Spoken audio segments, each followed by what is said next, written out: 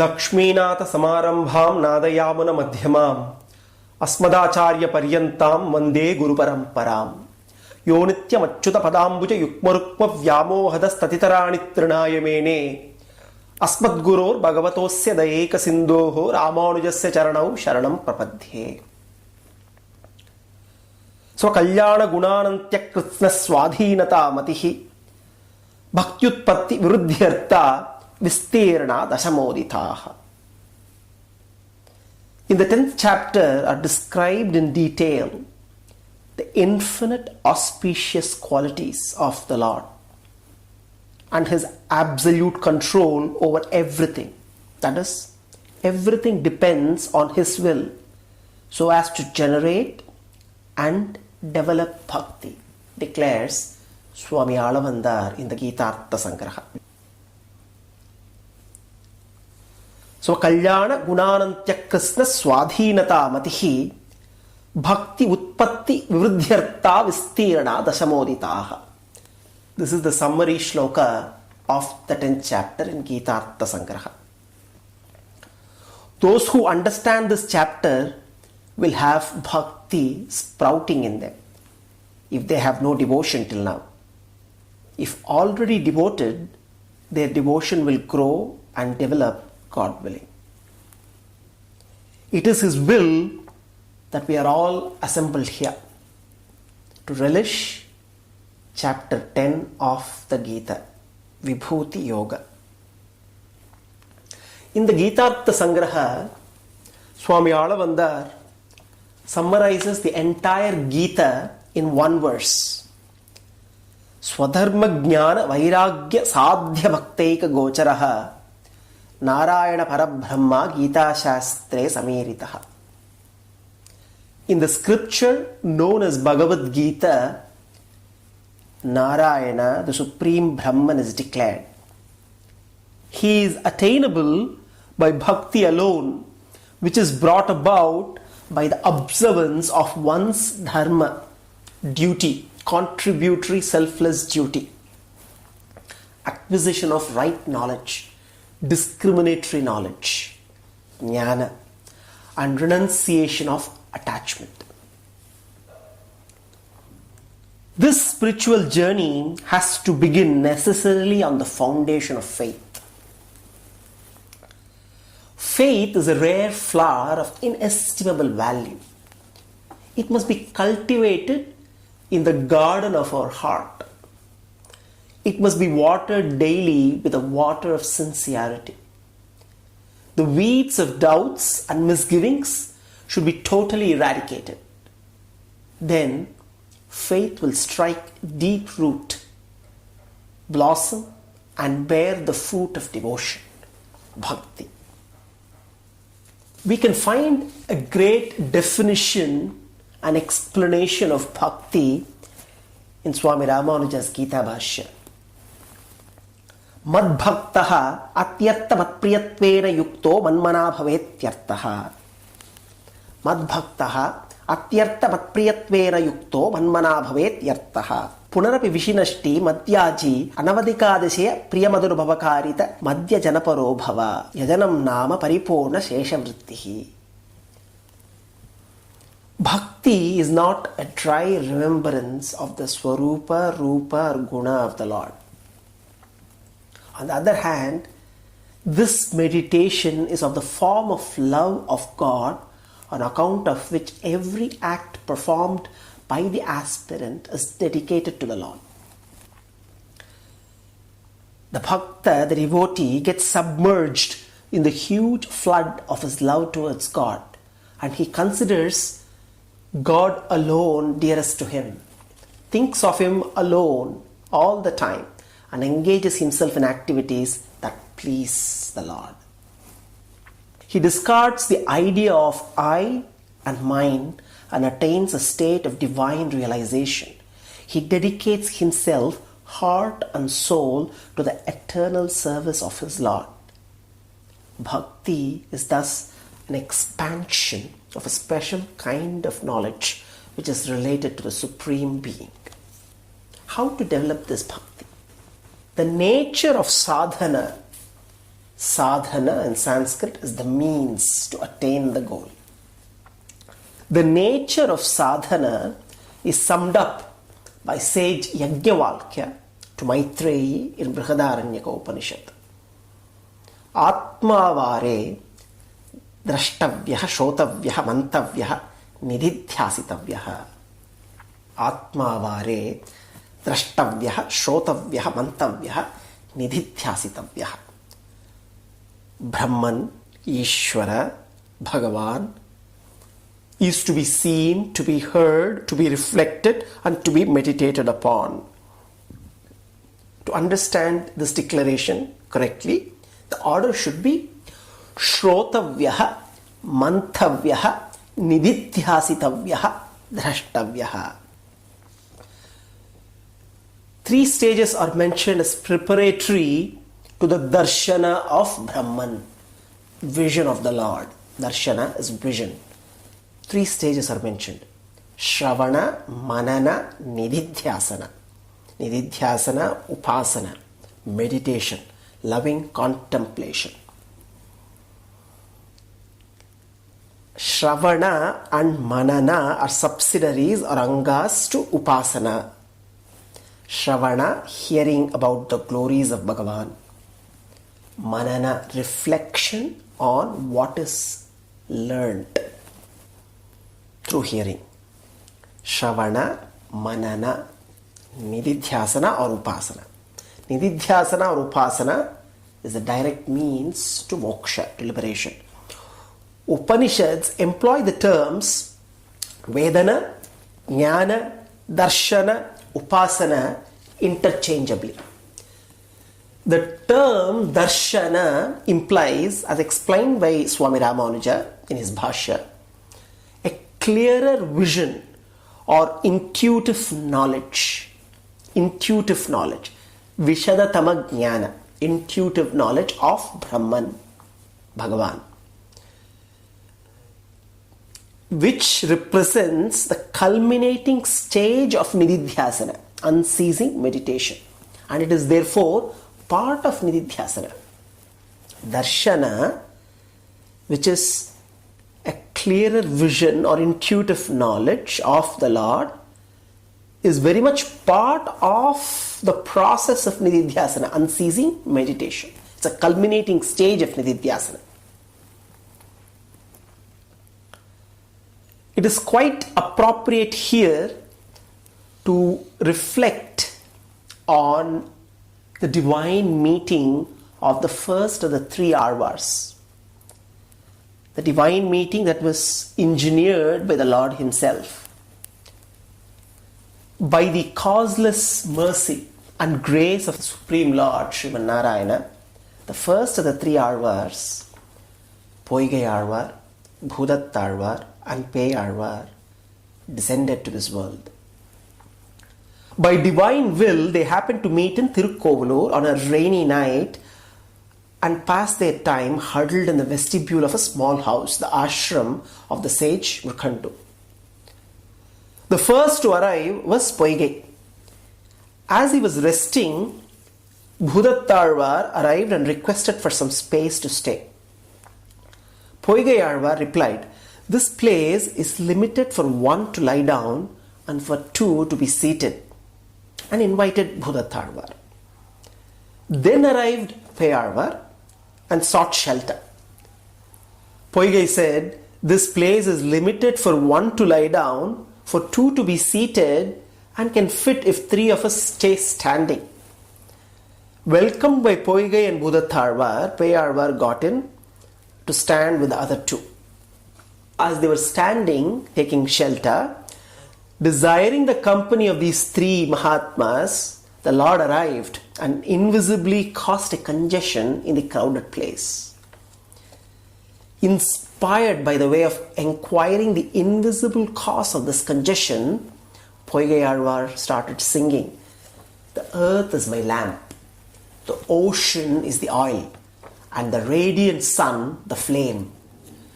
I offer this garland of songs at the lotus feet of the discus-bearing Lord, that we may cross this ocean of misery." Then Bhudattarvar continued, love is my lamp, eagerness is the oil, my heart is the wick. Melting myself, here I light a lamp and offer this garland of knowledge to the Holy Lord Sriman Narayana. The next outpouring of nectarine wisdom came from Peyarvar. I behold now my ocean-hued Lord with his consort, with the radiance of the brilliant sun. He wields a fiery discus and a conch in his hands. An awe-inspiring incident. The significance of this divine meeting is to bring about a strong message to all of us. The first 3 verses of these arvars bring out the process of attaining the Lord in a particular order, namely knowledge, devotion, and vision. The first arvar stresses the need for divine knowledge. The second teaches how that knowledge should transform into devotion, into love for God. And the third arvar confirms that the presence, vision, and attainment to the Lord as a fitting finale. Therefore, when one prepares one's mind to acquire the capability to experience Bhagavan, one invokes his grace and Bhagavan leads the way. And that's exactly what Sri Krishna is doing in this chapter. He leads the way with the very first shloka. Bhagavanu Vacha. Bhuya eva mahabaho shrunume paramam vachaha yatteham priyamanaya vakshyami hitakamyaya. Mahabaho, O mighty armed Arjuna. Krishna addresses Arjuna as Mahabaho. Here the Lord starts praising Arjuna and conveys to him that he is well qualified to receive the supreme instruction that the Lord is going to convey in this chapter. And this teaching is very clearly aimed for the sake of Arjuna's welfare.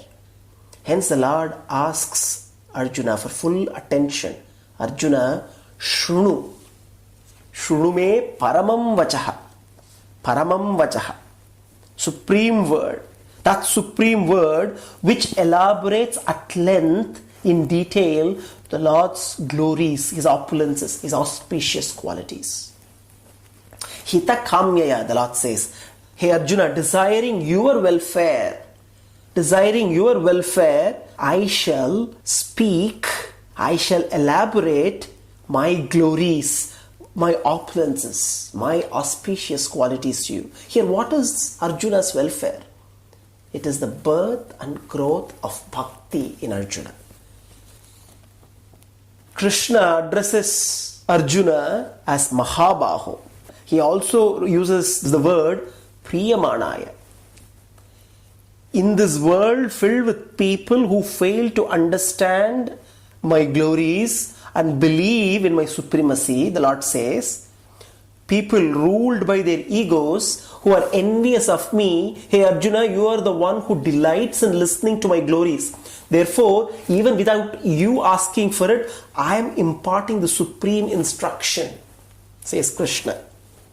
By referring to these two terms, Mahabaho and Priyamanaya, Krishna indicates that while Arjuna is mighty armed, and therefore is a conqueror of his external enemies, he is also a conqueror of his internal enemies, selfishness, envy, jealousy, through his true love for Lord Krishna. The Lord is now going to enable origination and steady development of bhakti in Arjuna. Having planted the seed of bhakti, it is now time to enable it to germinate, sprout, and grow in all glory. Desirous of this welfare of his devotees, the Lord is going to lead us all. You can easily gather what idea underlies this verse. If you truly love your God, He will give you the necessary guidance to make your devotion serve His ends. It is Arjuna's manifestation of true pleasure and devotion that induces Sri Krishna to continue his discourse further. The saline waters of the ocean, the contaminated drains, the stinking ponds, the stagnant lakes, from anywhere, when water evaporates into the above and comes down again as rains, it is pure drinking water. Similarly, when man connects with the force above, self-purification happens. Man's thoughts, feelings, and even the very being are purified when he connects with the divine. When prayers go up, blessings come down. When prayers go up, blessings come down. Name vidus suraganaha prabhavam namahashayah ahamadirhi devanam maharshinam cha sarvasaha. Krishna says, even the host of devas and great sages do not fully know my majesty, my glory, my lordly power. For I am the prime source of the nature, knowledge, power of all the devas and all the sages. Ahamadirhi devanam maharshinam cha sarvasaha. In the Vishnu Purana, Parashara writes, Yanna devana munayo nachaham nacha shankaraha jananti parameshasya tatvishnoho paramam padam.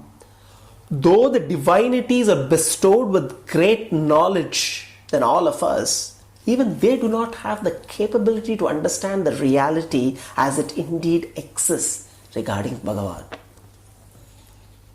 In the Rigveda Nasadiya Sukta, there is a very powerful declaration. Ko adha veda kaiha pravochat kuta ajata kuta iyam visrishtihi advagdeva asya visarjanaya athako veda yata abhabhuva.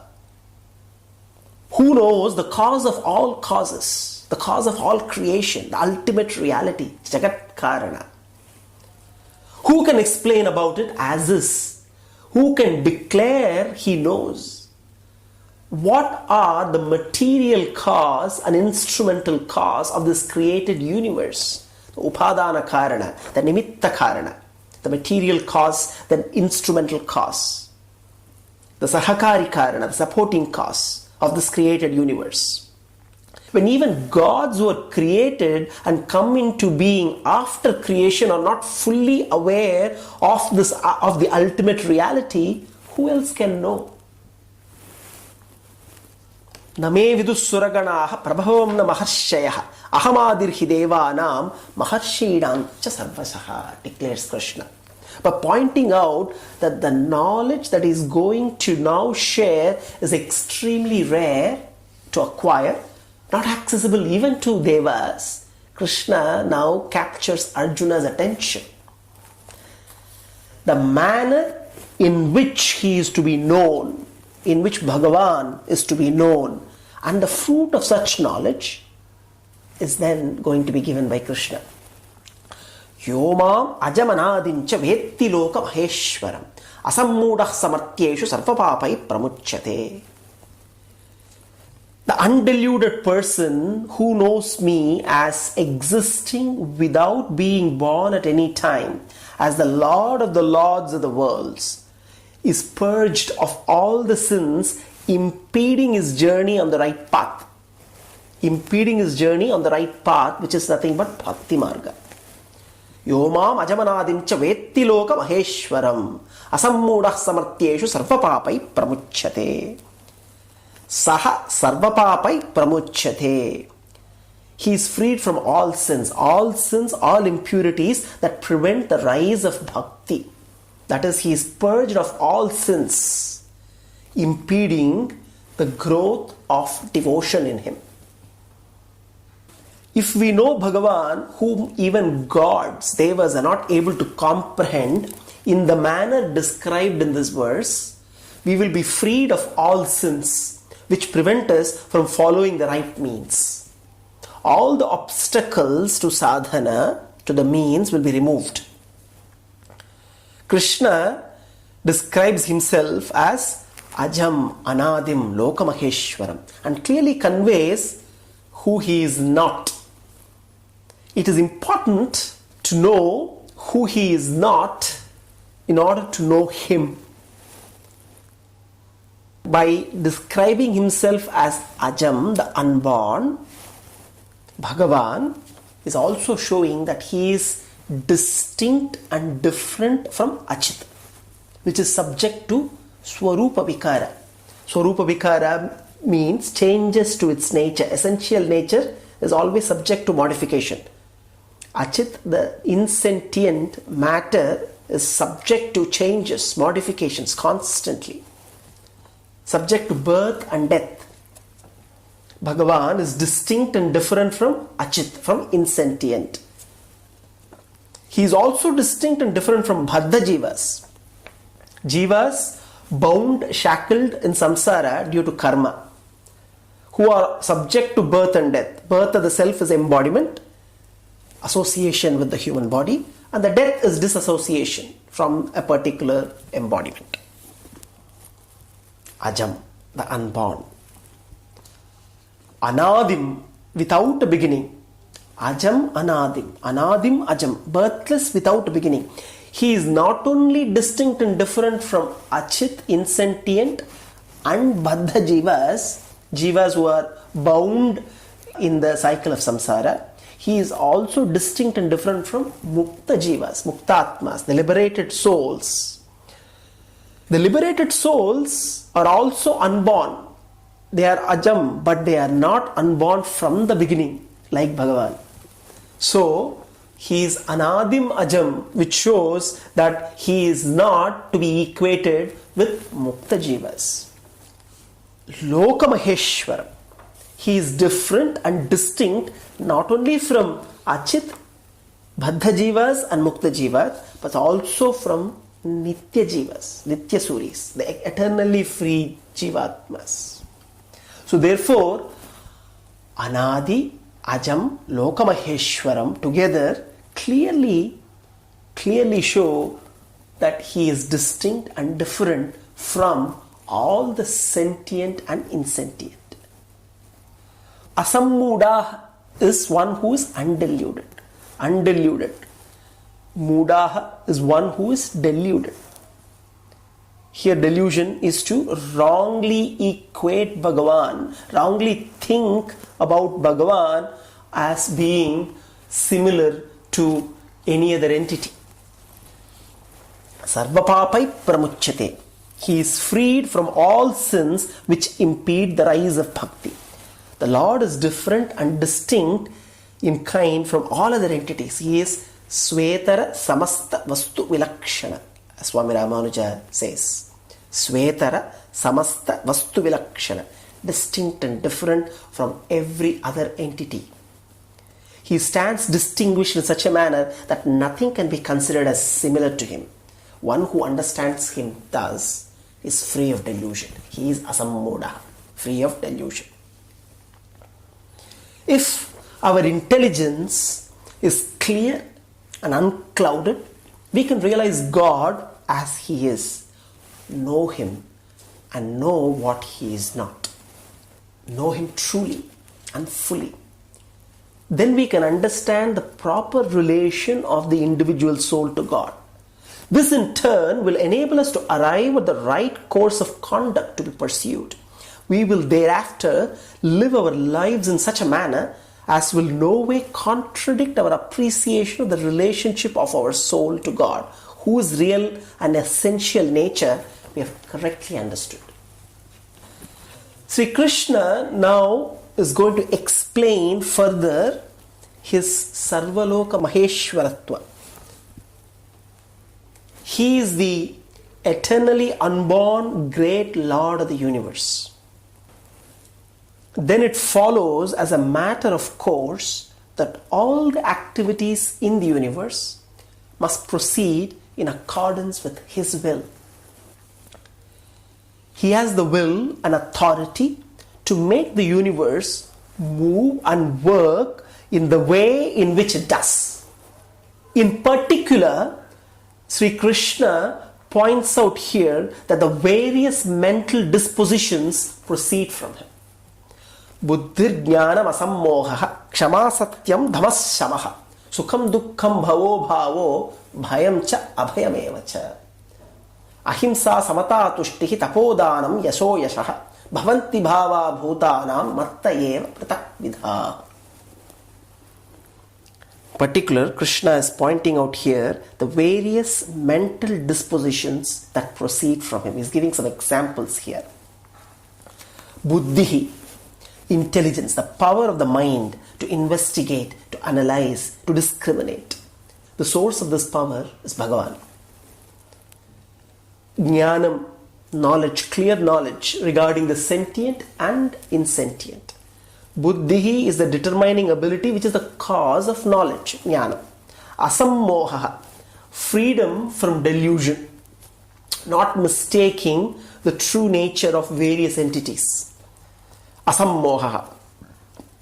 Kshama, forbearance, patience, not perturbed, not getting angry. A man once declared, I practice forbearance for 8 hours a day. I do not get angry at all during these 8 hours. His friends around were very impressed. His wife then walked in, who overheard this conversation and then remarked, of course, how can he be angry when he is snoring away to glory?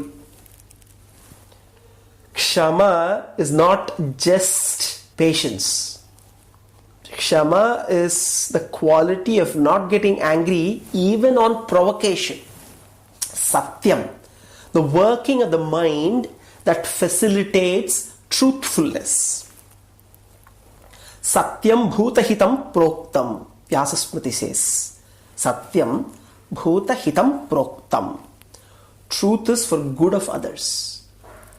Truth is for the well-being of others, for the society. That is Satyam. What is for the welfare of the society? That is Satyam. Satyam bhutahitam proktam. Dhammaha, controlling and redirecting the externally oriented sense organs from matters inimical to us, which are not good for us. That is Dhammaha, power of self-restraint. Shamaha, power to control the mind so that it is restrained from inappropriate thoughts. Sukham, state of happiness, experiencing what is agreeable to the self. That is Sukham.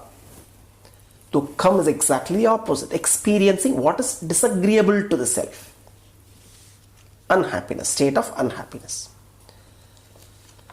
Sukham Dukkham, Bhavaha, elation of the mind caused by Sukham. Elation of the mind caused by Sukham is Bhavaha. Abhavaha, depression caused by Dukkham. Bhayam, fear, misery caused by anticipated suffering. Misery caused by anticipated suffering. Bhayam, fear. A man was visiting a therapist because he had a fear of monsters living under his bed. The man was seeing this doctor for months. Every time he went, the doctor would ask, have you made any progress? Every time the man would say, no. Then the man decided to go and see another doctor. When he went back to his initial doctor and he asked, have you made any progress? He said, yes, I'm feeling all better now. The doctor was surprised and asked, what happened? The man said, I went to the other doctor and he cured me in one session. The doctor asked, what did he tell you? How did he cure you? And the man responded, he just told me to cut the legs off my bed. Bhayam is fear, misery caused by anticipated suffering. Abhayam is absence of that fear. Ahimsa. Ahimsa samata tushtiki tapodanam yasho yashaha bhavanti bhava bhutanam matta eva pratak vidha. Ahimsa is a mental disposition that facilitates not causing harm to others. Samatha is looking upon friends and foes with equanimity. Samamatihi atmasurhut vipaksha pakshe, says Vishnu Purana. Samamatihi Atmasuhrit Vipaksha Pakshe. Treating friends and enemies alike. Even as we help friends in their difficulties, we should do the same for the enemies. Sage Parasara says in Vishnu Purana, a Vaishnava is one who practices samatha. Tushtihi, cheerfulness, pleased to see and meet anyone. Tapaha, a mental state that is disciplined. Dhanam, charity, giving away in charity good items that belong to oneself. There was this miser who practiced dhanam, a very unique kind of dhanam. When approached for a donation, he wrote a check without signing it. And when asked, he remarked, I want to remain anonymous. This dhanam is not this kind of charity. Dhanam is giving away good items that belong to oneself. Giving away what is useless to oneself for others' property is not dhanam. Yashaha, renown, reputation arising from virtuous qualities. Ayashaha is exactly the opposite. Ayashaha is notorious for possessing bad qualities. Bhavaha, dispositions of the mind. The various dispositions of the mind, the mental states. Pritak vidaha bhutanam bhavaha. A variety of mental dispositions responsible for pravritti and nivritti of all jivas. Matta eva, from me alone, bhavanti, emanate. The conduct of jiva, the doer, the activities of the organs, the indriyas, are all under the control of Lord's will. Why mental effort alone here is specified here as example as being under his control? Because of two things. The nature of any action is determined by the mental disposition. Bhakti is also another state of mind and therefore is also subordinate to his will. Sri Krishna thus highlights 20 mental dispositions as examples and clearly points out that they all proceed from him. That is, they are all under his control. Let me share with you an interesting story. In a certain village, there lived a weaver. He was a very pious soul. Everyone trusted him and loved him. He used to sell his goods in the marketplace. When a customer asked him the price of a cloth, the weaver would say, by the will of Krishna, the price of the yarn is 1 rupee and the labor 4 annas. By the will of Krishna, the profit is 2 annas. The price of the cloth by the will of Krishna is 1 rupee and 6 annas. Such was the people's faith in the weaver that the customer would at once pay the price and take the cloth. The weaver was a real devotee of God.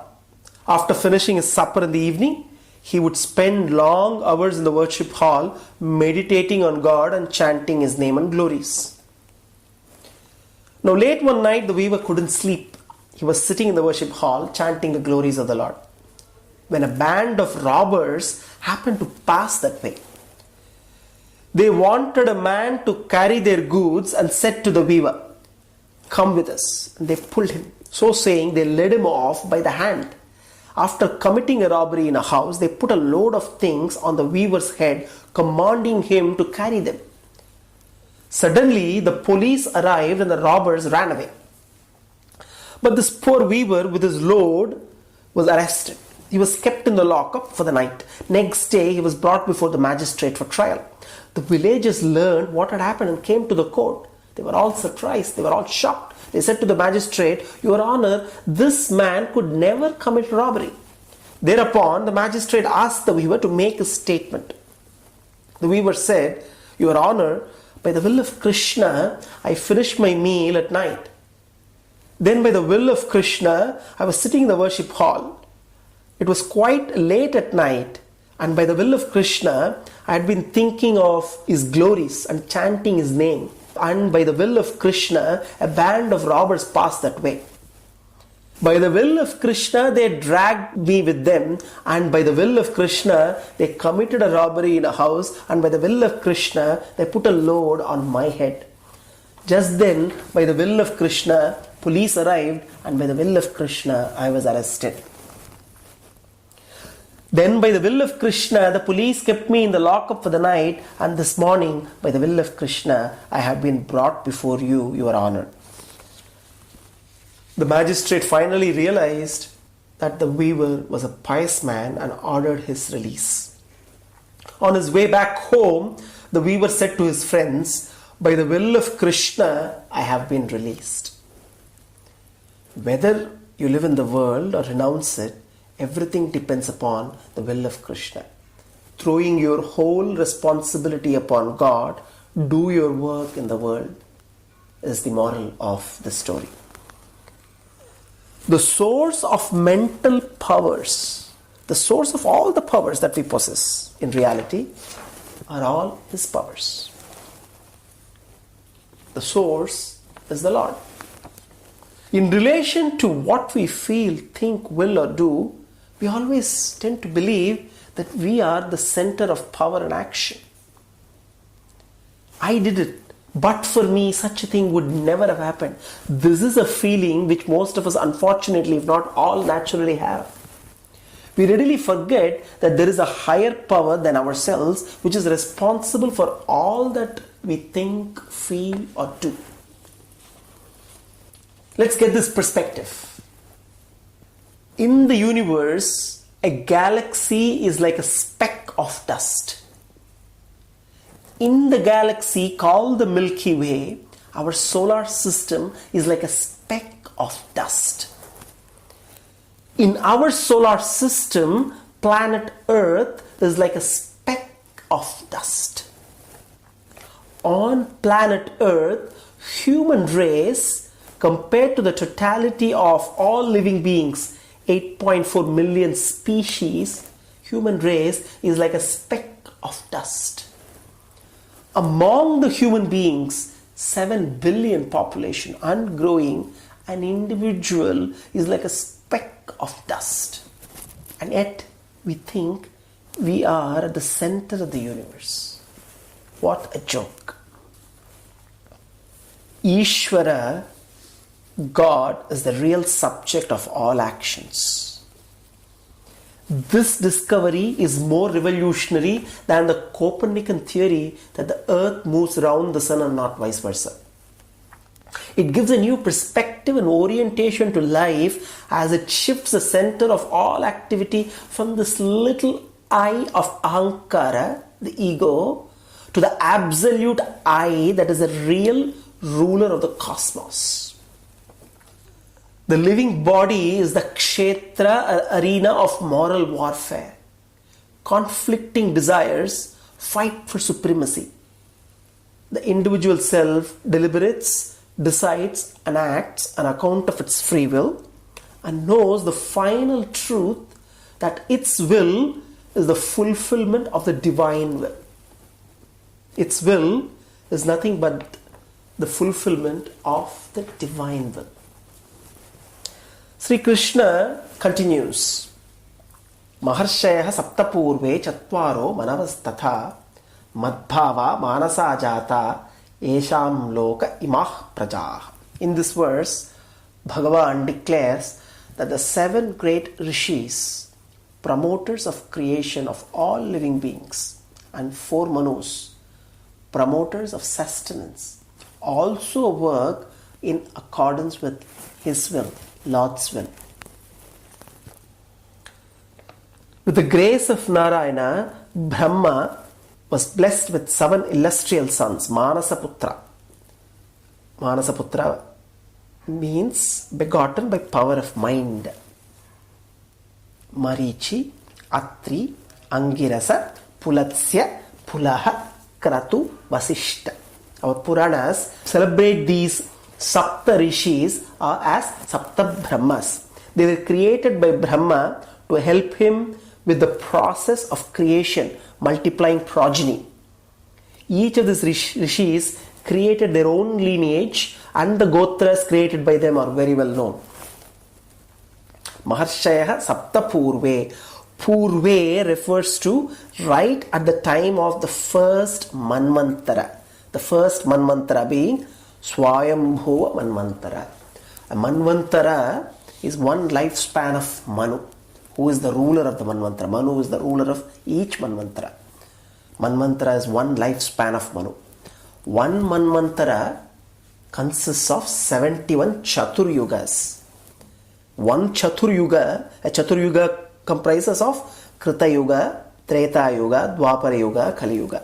One Chaturyuga, the 4 yugas put together, is equal to 4,320,000 human years. One Chaturyuga.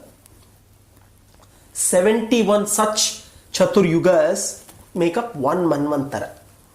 And 14 such Manvantaras make one Kalpa, which is one day of Brahma. After Mahapralaya, at the time of Adi Srishti, Lord Narayana carries out Samashti Srishti. Samashti Srishti means aggregate creation, and appoints Brahma to carry out Vyashti Srishti, individual creation. We need to understand these two types of creation: Samashti Srishti, Vyashti Srishti. Samashti Srishti, aggregate creation, is the creation of Mahat, creation out of which Prakriti, Ahankara, the 10 Indriyas, the Panchabhutas, the Tanmatras, all are created. All these are called aggregate creation. Lord Narayana carries out the Samashti Srishti, appoints Brahma to carry out Vyashti Srishti, which is individual creation, further creation of all living beings. And Brahma then creates the Saptarishis to carry out Nitya Srishti, day-to-day creation. Chatvaro Manavastatha. In order to carry out the day-to-day activity of sustenance, the 4 Manus were created. Here the Manus are Savarnikas, the Savarnika Manus. The reference is to not to the Manus of the Manvantaras, but to the Savarnika Manus, the 4 Savarnikas begotten by Brahma, Rudra, Dharma and Daksha during the first Manvantara. So these 4 Manus are Brahma Savarnika Manu, Rudra Savarnika Manu, Dharma Savarnika Manu and Daksha Savarnika Manu. Madbhava, disposition of my mind, is theirs too. That is, they derive their mental faculties and powers from me. They act according to my will. That is what Sri Krishna says. He declares that all the 7 great rishis who are the promoters of creation of all the living beings, and the 4 Manus who are the promoters of sustenance, all work in accordance with his divine will. Etam vibhutim yogam cha mamayo vetti tatpataha so vikampena yogena yujyate natra samshayaha. The origination of life, all the activities of all the entities are subservient to me, says Krishna. I am without any blemish. Not only that, I remove others' blemishes as well. I have innumerable auspicious qualities. He who in truth knows these aspects of mine become united with unhindered, unshakable yoga of devotion. There is no doubt about this, declares Sri Krishna. Etam vibhutim yogam cha mamayo vetti tatpataha so vikampena yogena yujyate natra samshayaha. Natra samshayaha, no doubts whatsoever. Yujyate natra samshayaha. Let's recollect Swami Alavandar's summary of the chapter. Svakalyana gunanantya kritsna swadhinata matihi bhaktyutpatti viruddhyartha vistirana dashamoditaha. Bhagavan's auspicious qualities are endless, and that everything depends on his will. Those who understand this will have bhakti sprouting in them, and their devotion will develop and grow. Over the last few shlokas, Krishna has covered in brief the glory of his will, his auspicious qualities, Kalyana Gunas. How he is the source of all our powers, our ability to have different mental dispositions, how all the dispositions of the mind proceed from him, and how out of compassion he gives us the powers to choose, to make our choices. Krishna also has highlighted how everything belongs to him. The created is the property of the creator.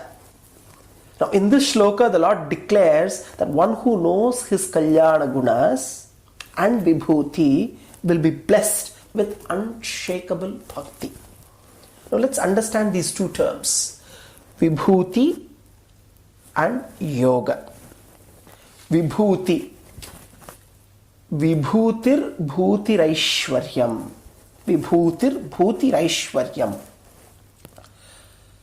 Therefore, Vibhuti denotes Aishwarya, wealth, property. Vibhuti also denotes Niyantritvam, lordship. Vibhu denotes one who controls. One who controls is Vibhu. Therefore, Vibhuti is that which is controlled, ordained, ruled, lorded over by Vibhu. God is Vibhu, Niyanta, controller, sustainer. Everything else, Chit and Achit, sentient and insentient, are all Niyamyam, controlled, sustained. Niyanta, Niyamyam, controller, controlled, sustainer, sustained. Here Krishna through Vibhuti denotes everything whose Utpatti, Sthiti, Pravritti are all under his control. Utpatti, creation, Sthiti, sustenance, Pravritti, outward actions are all under his control. So everything whose creation, sustenance and outward actions are all under his control, denoted by Vibhuti. Yogam. Yoga here denotes Ubhayalingatva of Bhagavan. Ubhayalingatva means two primary identification marks. Linga denotes identification mark. Ubhayalingatva, two primary identification marks. Bhagavan, Ishvara, has two identification marks. They are, one, Akhilaheya Pratyanikatvam, free from everything that is inauspicious. Number two, Kalyana Gunakaratvam, that is, he is full of auspicious attributes. These are the two identification marks of Bhagavan, Ubhayalingatva. So yoga here denotes Ubhayalingatva of Bhagavan. Yoga is Yujyate iti yogaha. Yujyate iti yogaha. Yoga in this context denotes the Ubhayalingas that are always united with Bhagavan. The Kalyana Gunas that are always united with Bhagavan. Yoga Shabda in the first line, Etam Vibhutim Yogam Cha, is used, the Yoga Shabda in the first line is used in relation to Ishvara. Etam Vibhutim Yogam Cha Mamayo Vetti Tattvataha. Mama Yogam. The yoga in the first line, Bhagavan, refers to his yoga. Yes, the yoga is a term used in relation to Ishvara. Therefore, it denotes Kalyana Guna Yoga. Yoga Shabda in the second line, So Vikampena Yogena Yujjate Natra Samshayaha. Yoga Shabda in the second line, So Vikampena Yogena. There the Yoga Shabda is used in relation to the Upasaka, in relation to the Jivatma. Therefore, it denotes Bhakti Yoga. So, two different ways of using the same word, yoga. So, the yoga in the first line is different to yoga in the second line. Avikampena Yogena. So, Avikampena. Saha Avikampena Yogena. Yujjate Natra Samshayaha. Saha Avikampena Yogena. Avikampena. Not only unshakable, but always firm and steadfast, and not impacted by any kind of obstacles. avikampena yogena. Natra samshayah. You will yourself see in practice that by knowing the reality of Lord's sovereignty and auspicious qualities, devotion flourishes. Mundakopanishad declares, Vidyate hridaya grantihi chidyante sarva samshayah kshiyante chasya karmani tasmin drishte paravare. Vidyate hridaya grantihi chidyante sarva samshayah kshiyante chasya karmani tasmin drishte paravare. When one realizes the Paramatman, the Supreme Lord, through worship, the knot of the heart gets untied. All attachments and animosities plaguing the heart are all destroyed. All doubts become cleared and solved. The moment one realizes the Paramatman, all obstacles are removed. Krishna now continues and says, I am the source of all. Everything proceeds from me. Thus thinking, the wise man, Ajnani, worships me with their minds fixed in loving contemplation. Aham sarvasya prabhavaha mattas sarvam pravartate iti matva bhajante mam buddhabhava samanvitaha. Everything is of God. The knowledge of His Vibhuti, the knowledge of His yoga transforms into love, intense devotion. Aham sarvasya prabhavaha. Aham, I, the one with all auspicious qualities. I am the one who is the creator of this wonderful creation. Sarvasya prabhavaha. The entire wonderful sarvasya, the entire denotes the entire wonderful creation that includes all of the sentient and insentient. Prabhavaha, cause of origination, source of creation. Aham sarvasya prabhavaha. That's what Krishna says. This echoes a famous declaration from the Taittiriya Upanishad. Sokamayata bahusyam prajayeyeti satapotapyata satapastaptva yadagum sarvamashriyata yadidam kincha tat srishtva tadevanupravishat tadanupravishya satchatyachha bhavat niruktancha nilelancha vijnanancha satyancha anratancha satyam abhavati yadidam kincha tat satyam ityachakshate. He, the Anandamaya Brahman, desired, the Lord desired, may I become many. He deliberated. Having thus deliberated, He created all this, whatever there is. Creation of the universe follows supreme will. He is the threefold cause of creation. He is the material cause, the upadana karana. He is the efficient cause, the nimitta karana. He is also the sahakarika karana.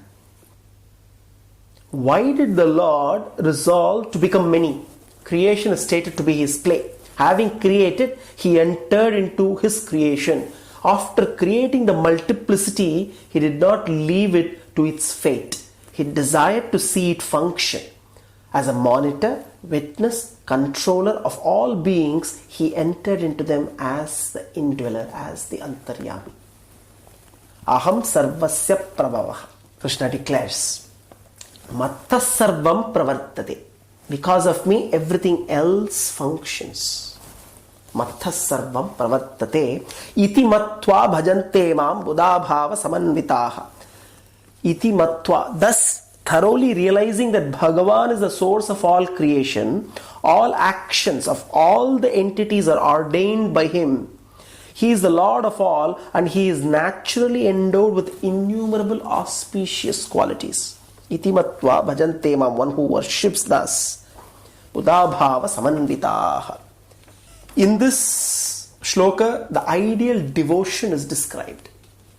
From a knowledge of the true nature of God, there arises genuine devotion, sincere and spontaneous. The devotion is not compelled by fear or any external cause.